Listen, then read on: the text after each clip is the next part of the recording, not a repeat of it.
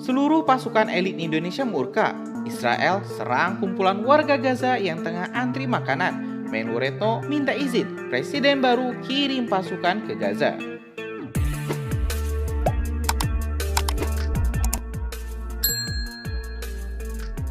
Dilansir dari CNBC Indonesia, kecaman global terus meningkat pasca tragedi memilukan yang terjadi di bundaran Nabulsi di Gaza, Palestina. Pasukan Israel diketahui menembaki warga Gaza ketika warga tersebut sedang mengerumuni truk-truk bantuan yang mengangkut makanan.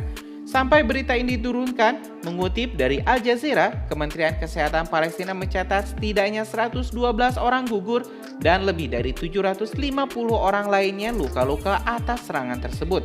Atas kejadian berdarah yang memilukan itu, beberapa negara pun turut mengecam aksi pasukan Israel tersebut, di antaranya Prancis, Palestina, Indonesia, China, Qatar, Arab Saudi, Turki, Iran, Uni Eropa, Jerman, dan juga Amerika Serikat.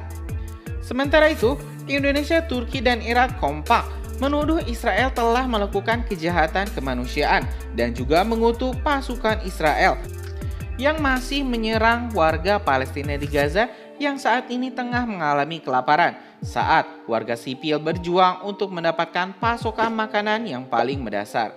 Ini fakta bahwa Israel menargetkan warga sipil tak berdosa yang sedang mengantri bantuan kemanusiaan adalah bukti bahwa Israel bertujuan secara sadar dan kolektif untuk menghancurkan rakyat Palestina, kata Kementerian Luar Negeri Indonesia, Turki, dan juga Iran. Ketiga negara itu pun mengabarkan insiden tersebut sebagai serangan biadab oleh rezim Zionis. Menlu Retno Marsudi bahkan sampai mengatakan Indonesia ingin segera mengirimkan pasukan penjaga perdamaian ke Gaza setelah mendapatkan mandat PBB. Dirinya mengatakan, sejauh ini kami selalu menjadi pengirim pasukan penjaga perdamaian terbesar. Saya mendapatkan banyak pertanyaan. Jika misalnya konflik sedang berlangsung, apakah Indonesia akan menyumbangkan pasukan?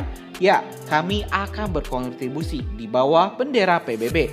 Dan PBB artinya mendasarkan amanat Dewan Keamanan PBB, kata Retno pada 27 Februari 2024. Sementara itu, para sekutu Israel juga buka suara terkait insiden berdarah ini. Uni Eropa dan Jerman bergabung dalam seruan untuk melakukan penyelidikan langsung. Ursula von der Leyen, Presiden Komisi Eropa, mengatakan pada hari Jumat bahwa ia sangat terganggu oleh gambar-gambar dari Gaza.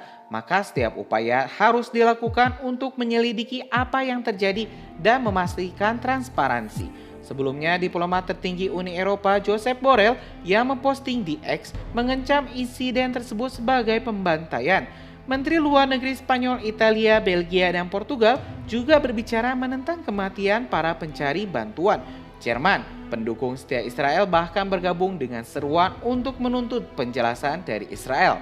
Orang-orang menginginkan pasokan bantuan untuk diri mereka sendiri dan keluarga mereka, dan mendapati diri mereka malah gugur, tulis Menteri Luar Negeri Jerman Annalena Baerbock di X.